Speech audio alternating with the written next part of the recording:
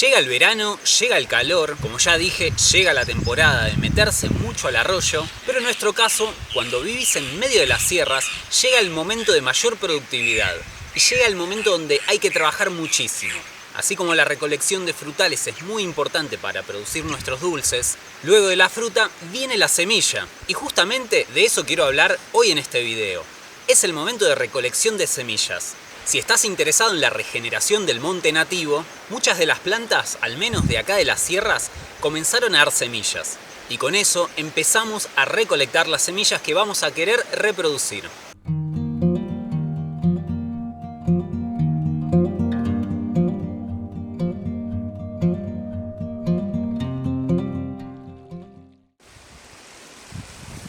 ¿Y cuál sería el primer paso a dar si vos querés regenerar el monte nativo? Para empezar podemos abordar el concepto de jardín madre. La idea va a ser generar un sector donde tengamos a disposición nuestras primeras plantas madre, nuestras plantas nativas de las que cosechamos semillas. Y esto me parece un factor muy importante para evitar la predación de las semillas, porque muchas veces es común que nos entusiasmemos y juntemos toda semilla que veamos de planta nativa. Y a la larga tal vez no llegamos a sembrar toda esa cantidad de semillas que pensamos que íbamos a sembrar, generando como consecuencia que esas semillas ya no estén a disposición de los pájaros, a disposición del suelo, entonces estemos generando un impacto negativo en lugar de un impacto positivo. Entonces, para empezar, podemos agarrar aproximadamente 10 semillas y comenzar nuestro bosque madre con 10 ejemplares. Tengan en cuenta que siempre hay que juntar un poquito de más porque no todas las semillas van a brotar. Si juntáramos una de cada ejemplar probablemente nos vaya bastante mal.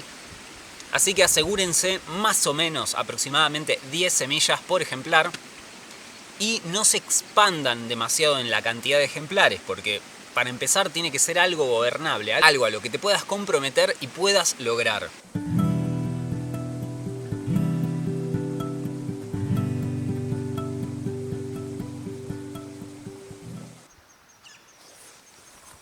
El segundo paso a abordar sería la selección de especies.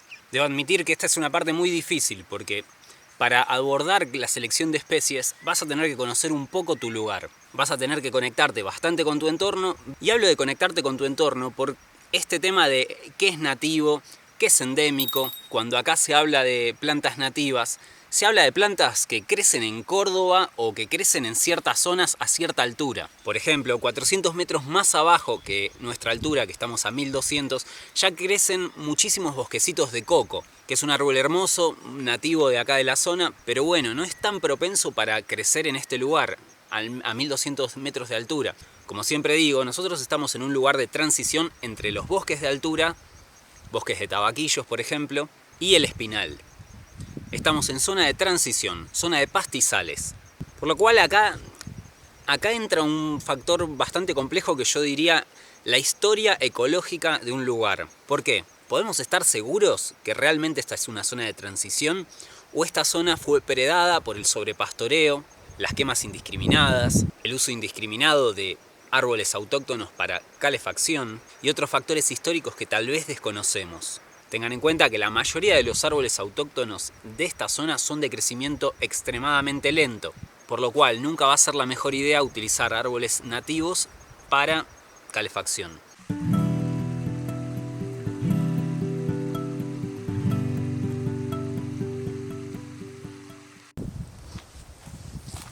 Para los que se pregunten, ¿todavía Agustín no cortó el árbol que se cayó en el medio del camino? No. Bueno, ahora que ya elegiste las especies, va a haber otro impedimento. ¿Cómo se reproducen las especies que elegiste? Generalmente va a haber un medio preponderante a la hora de reproducir una especie. Esta puede ser por división de bulbos, semilla, acodo, estacas. Y ahora que terminaste este paso, vamos a cosechar.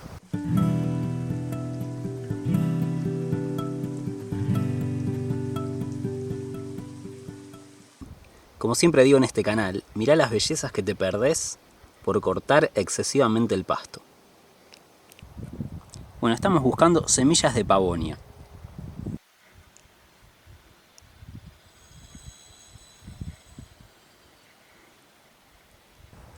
A esta hora al atardecer ya las pavonias se cerraron.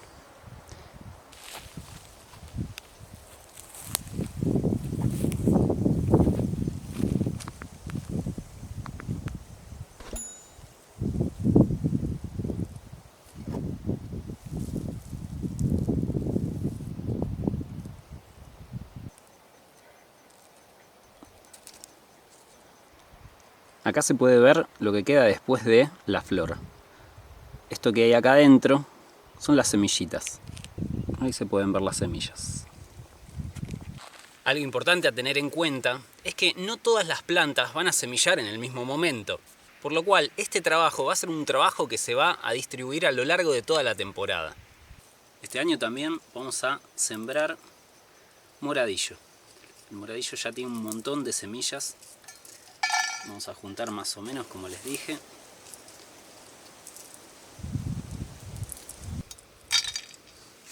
Y como este es un trabajo que se basa muchísimo en la observación, ya que si bien existe bibliografía, es difícil que ésta cubra a la mayoría de las plantas que crecen en tu lugar. En este caso estamos viendo un zuico.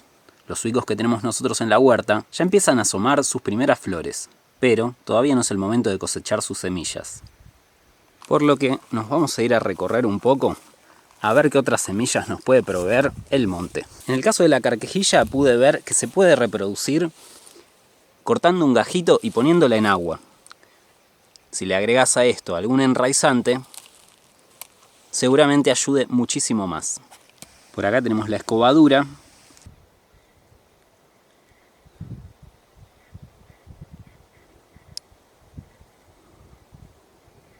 Que ya floreció, y en cuanto se sequen estas capsulitas, seguramente ahí encontremos sus semillas.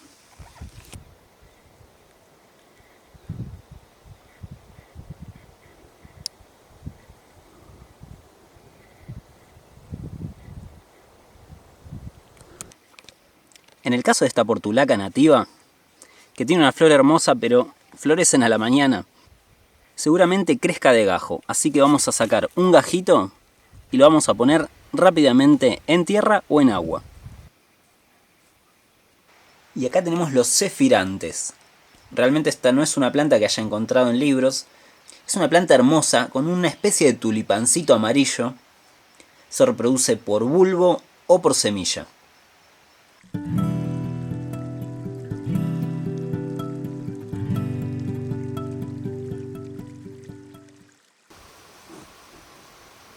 Y muchos se estarán preguntando, ¿cuál es la función de reproducir plantas nativas? Y la respuesta es bastante simple. Cuando no conocemos el impacto que puede tener una planta en un ecosistema, las posibilidades de desequilibrar ese ecosistema y generar un impacto muy negativo son altísimas. Siendo así un claro ejemplo la zarzamora, los crategus, los pinos. Incluir una nueva planta en un ecosistema ya formado va a generar un cambio en el suelo. Ese cambio en el suelo va a generar condiciones diferentes en el medio. Si el suelo cambia, las plantas que ya estaban adaptadas a ese suelo no van a encontrar el entorno óptimo para desarrollarse. Si el pH del suelo es más alto, si el pH del suelo es más bajo, las plantas nativas siempre van a tener condicionado su desarrollo al tipo de suelo. Y con esto no quiero decir que traer plantas no nativas sea malo. Lo importante es traerlas a conciencia. Por ejemplo, acá tengo una lavanda.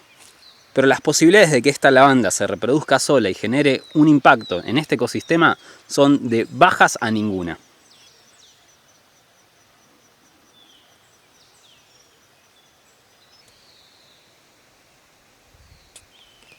Desde la visión de la permacultura, cuando introducimos una planta, es muy importante darle una funcionalidad. Por ejemplo, en el caso de las acacias, nosotros, al ver que los primeros serranos utilizaban la acacia blanca como postes, como leña, siendo una madera tan buena, optamos por imitar esto. En un futuro la acacia va a ser nuestro sustento de madera para el invierno y al mismo tiempo postes para construcción.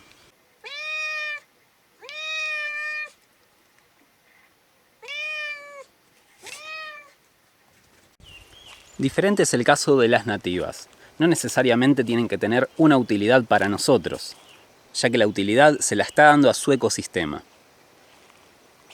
Un ecosistema que nosotros estamos invadiendo. Acá tenemos el vinagrillo, una variedad de oxalis, muy común acá en la zona. Esta es una planta que todavía no descubro cómo reproducir, pero quiero armarme todo un bancal con esta planta. Muy buena para curar las verrugas. Este año también le vamos a poner más énfasis al arazá rastrero, un frutal increíble de acá de las sierras, muy poco conocido y difundido, al cual le dediqué ya un video que te lo dejo acá arriba. Esto a simple vista podría confundirse con un pasto cualquiera, pero en esta época florece. Como les decía, las plantas van a conformar un ecosistema, y este ecosistema tiene un equilibrio muy delicado. Cuando una planta desaparece de un ecosistema, probablemente algún animal o algunos insectos vayan a verse afectados por la falta de esta planta. Y lo mismo con la introducción de nuevas plantas. Algo muy común es que el zorro se alimente de zarzamora en esta época. Llamativamente sí, el zorro se alimenta de zarzamora. Y lo podemos ver en la materia fecal del zorro, pura semilla de zarzamora. ¿Y esto qué está causando? Que cambie su conducta alimenticia. El alimento más fácil va a ser la zarzamora, lo cual podría generar un desequilibrio que probablemente desconozcamos simplemente porque no entendemos la dimensión de las conexiones que existen en un ecosistema y porque son muy complejas. El zorro es un depredador y si deja de depredar, si deja de alimentarse, por ejemplo, de las liebres, puede haber sobrepoblación de liebres y digamos, che, ¿por qué hay sobrepoblación de liebres? Y probablemente pueda llegar a ser por eso. Entender la profundidad de las conexiones dentro de un ecosistema creo que es prácticamente imposible para el ser humano.